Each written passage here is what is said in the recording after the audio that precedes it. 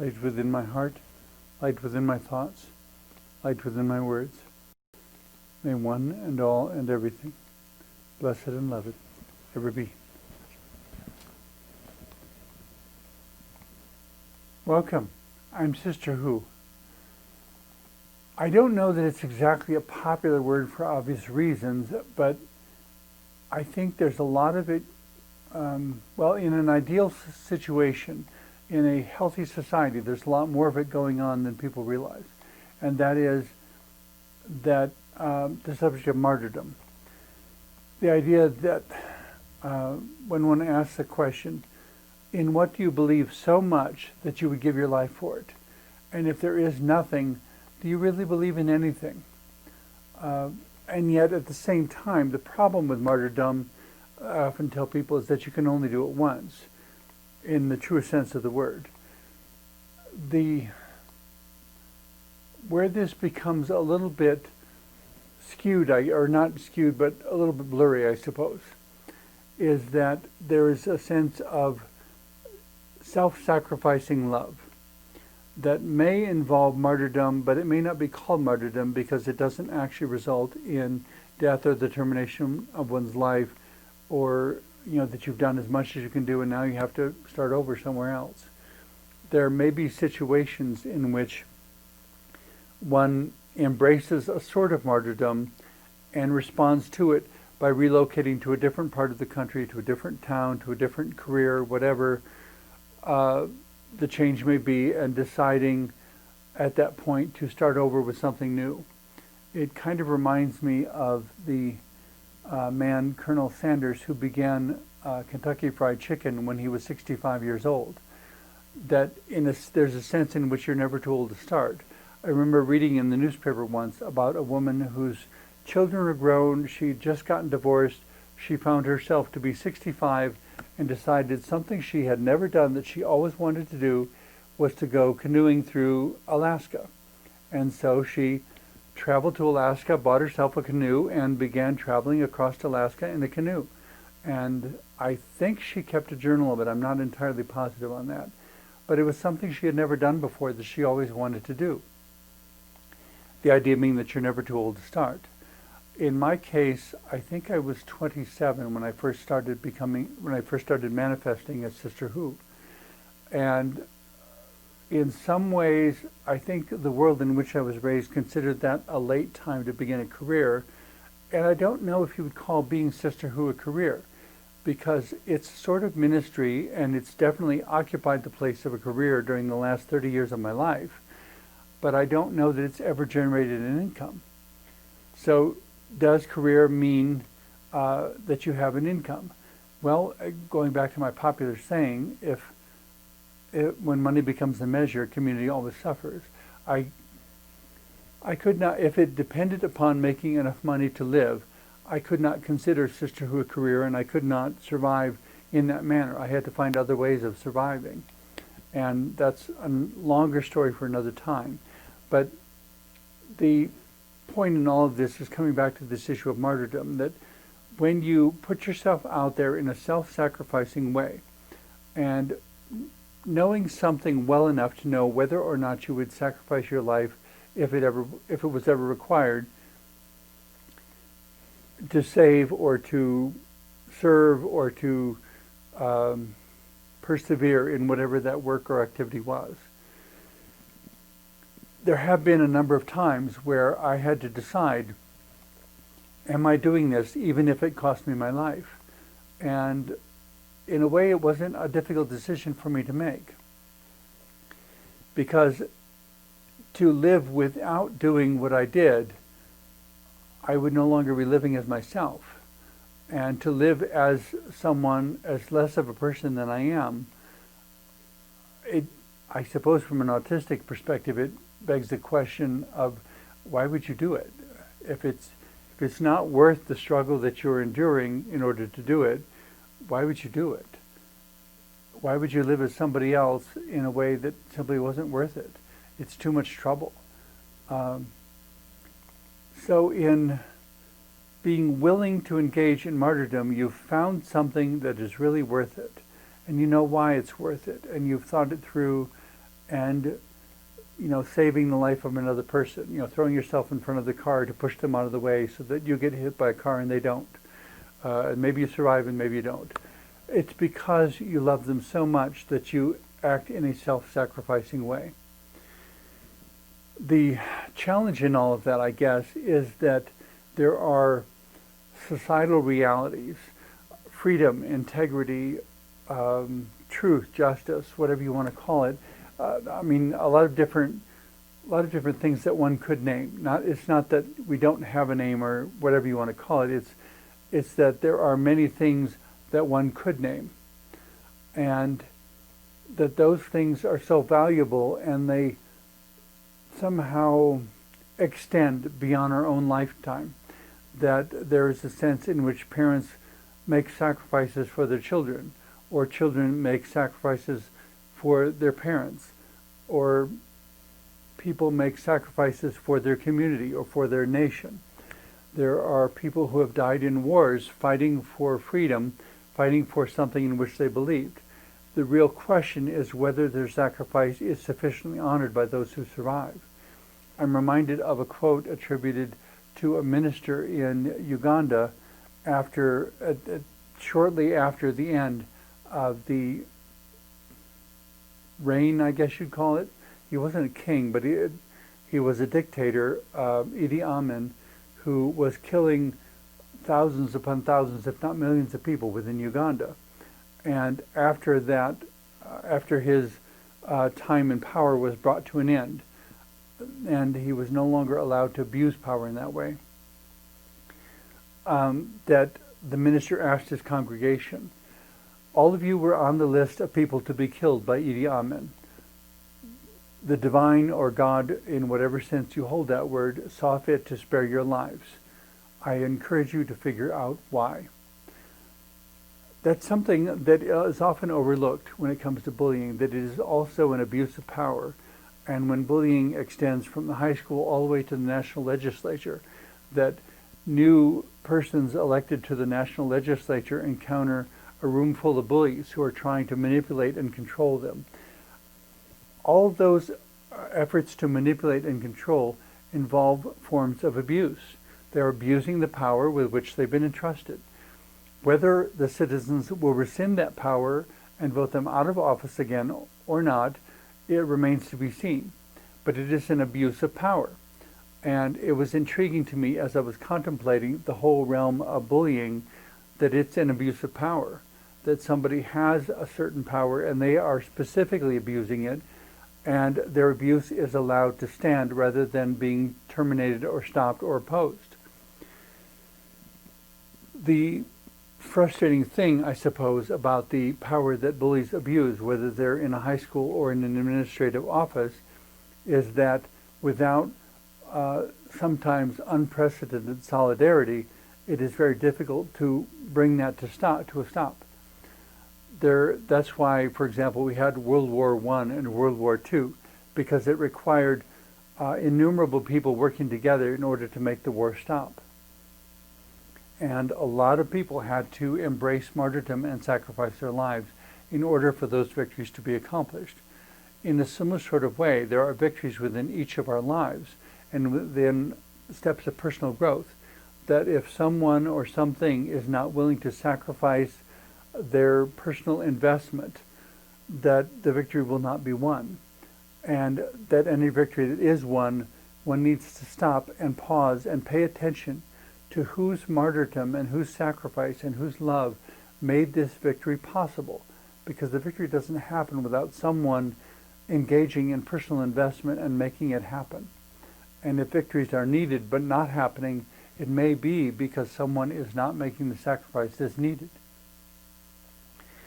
If truth is not what is required, if thinking of the house that I had at one time in New Hampshire and how it was my home and I owned it, and yet the town administration was a group of bullies who had a certain form of power, and they specifically abused their power to drive me out of my home and to leave me homeless, that hoping that at some point that God will right all of that, that the wrongs will be made right, that the that my rights in that situation will be affirmed, and that the people of that town will find their voice and say, enough of this. We are not tolerating it anymore. That this is not going to happen because we don't believe in it happening. We believe in freedom. And if we truly believe in freedom, this bullying cannot be tolerated. That's essentially what martyrs are always saying, that they are victims of some sort of bullying by a power that is greater than them, and that power is being specifically abused, and rather than do whatever it demands, they are instead saying, I would rather be a martyr than a victim. I would rather be a martyr than be one of your conformists. I would rather stand and have my voice and say the truth that I know than to accept that your way of doing things, your abuse of power, is to be the new norm. The only reason abuses of power happen, however, is because of the innumerable people in attendance who do nothing. That, like Martin Niemöller said, the Lutheran minister, that first they came for this group and I wasn't one of them, so I said nothing. And then they came for that group and I said nothing because I wasn't one of them. And then finally they came for me and there was no one left to speak up. We speak up for each other, and the fascinating thing about the War of Independence in this country, for which many people became martyrs, many people sacrificed their lives. And even in the original documents it says we pledge our lives, our good fortunes, our good name, and our fortunes.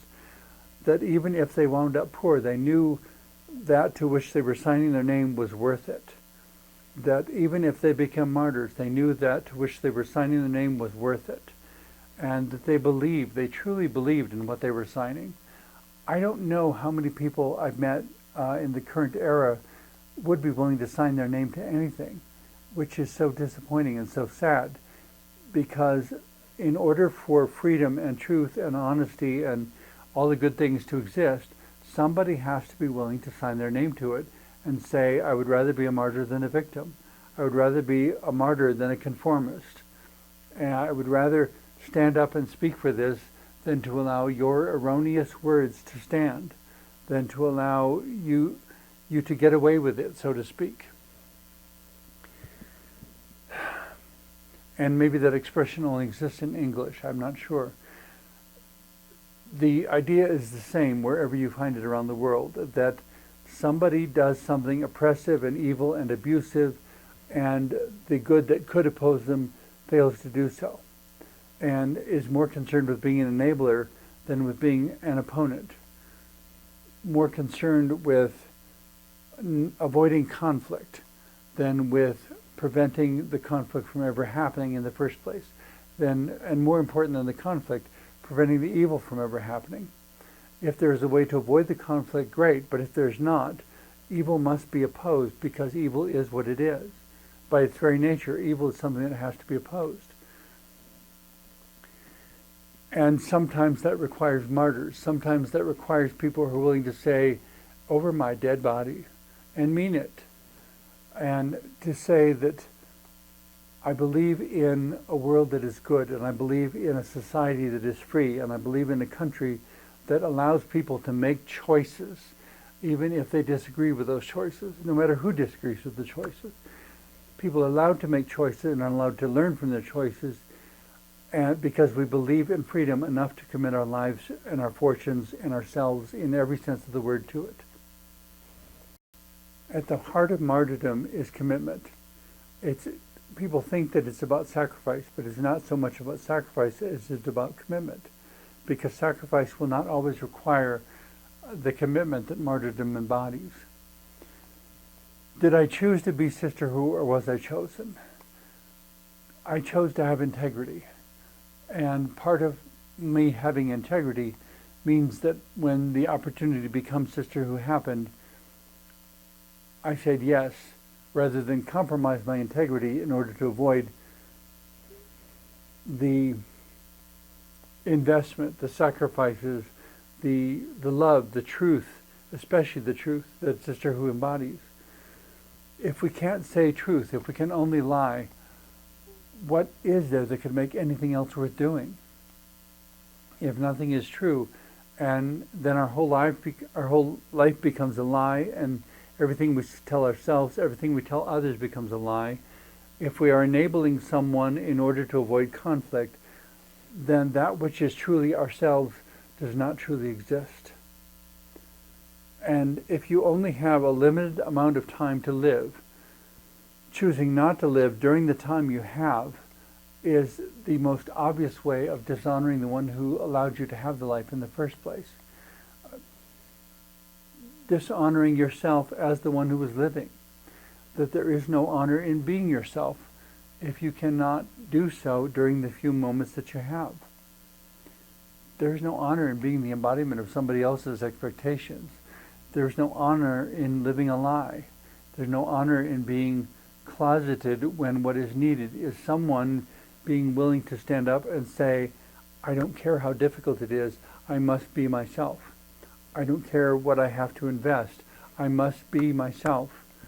I don't care how difficult it is. Who I am loves who you are and loves the opportunity and the possibilities that your life embodies.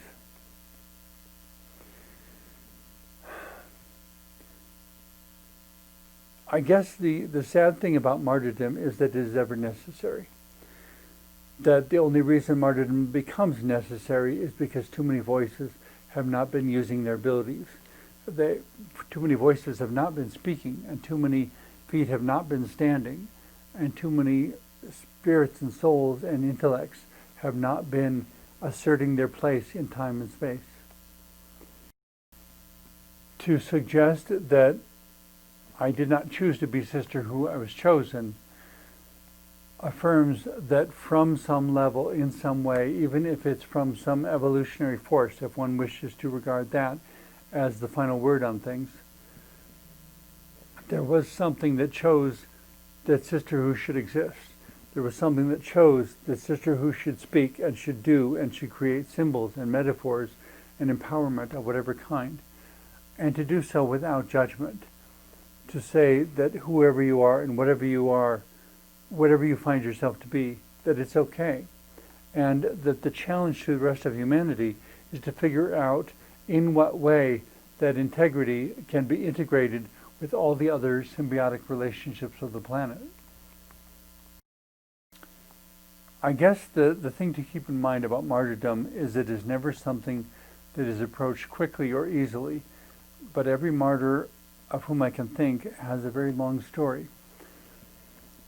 To come to a place where one loves enough to sacrifice one's life or invest oneself in some sort of deeply personal way, one does not come to moments like that without having invested a myriad of preceding moments, of having been present for innumerable stages of unfolding truth. So and I guess in that sense it raises the question of whether most martyrs are older rather than younger, and I would be inclined to think so. But there are times I know when even the youngest people love so much that martyrdom is the only thing that makes sense. That being oneself is the only thing that makes sense. There has often been a question of whether there is such a thing as love at first sight, or whether true love, genuine love, has to take time to develop. And of course my New Age friends respond to that by insisting, not just New Age but also Hindu, respond to that by saying we have lived multiple lives, and it could be that our soul remembers something that our conscious mind does not. And so in a sense, choosing to martyr oneself for a specific other person sometimes points in the direction of reincarnation. And yet, whatever reincarnation is, I'm not sure that we understand it correctly. There may be something that truly is reincarnation, but I seriously doubt that we have an accurate and complete understanding of it. In choosing to be a martyr, then, it could be another suggestion that the notion of going around multiple times and living multiple lives and having loved someone in a previous existence is a reasonable possibility. I guess what an area of martyrdom that is not often looked has to do with going back to freedom, has to do with making your own choices and believing in your own choices enough that being able to make one's own choice, even if it means sacrificing your life, is still important. On one hand, negatively, that could mean choosing to commit suicide when one has nothing else for which to live. And I don't want to encourage suicide. I recognize that there are instances in which there is nothing worthy for which to live. And yet, human ingenuity being what it is, and if we're working together and loving as a community and a family needs to, as they should, then that says that it is never that there is not an alternative. There is only an inability to see the alternatives that are still available.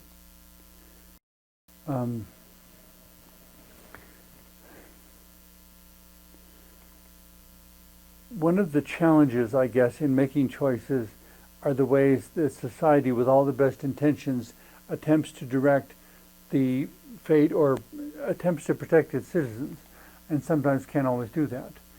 In times of war, for example, it is the government that extracts from the citizens people who are assigned, sometimes willingly, sometimes not, to go and sacrifice their lives for a cause, that are made martyrs against their will. In a similar sort of way, there are a lot of martyrs for science, and especially for medical science, that may or may not be willing. That in a similar sort of way, it comes back to this question of defending the right to choose and defending freedom, that if the government decides that everyone is going to be vaccinated with this particular whatever, and I say, no, I respectfully decline, will my right to disagree be respected? And in that, 2 years later, they may find that there is an ingredient in that vaccine that is so dangerous no one should have taken it in the first place, but of course some people did. And so in that sense, I'm actually kind of glad that there are some people who choose vaccination and some who don't.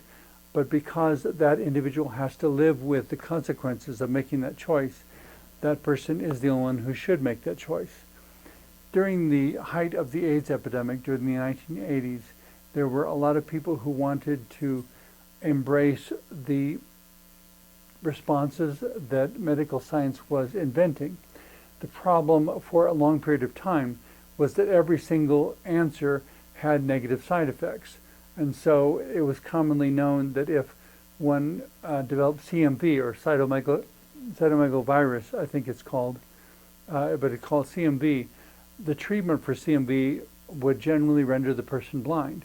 So you essentially had a decision to make of whether to die of AIDS or whether to go blind from the treatment for CMV. And there were a number of people who did go blind because they chose not to die and to accept the known side effects of that medication. And so they went blind. And they got to live a little bit longer, eventually dying of AIDS. But they did not, they didn't have their time prematurely shortened by AIDS. Well, it was shortened, but it wasn't. It was extended to the last minute that they could by choosing the treatment that was available, even though one of the side effects was going blind. Thank you very much for watching. I hope that some of the things I've shared have been helpful to you.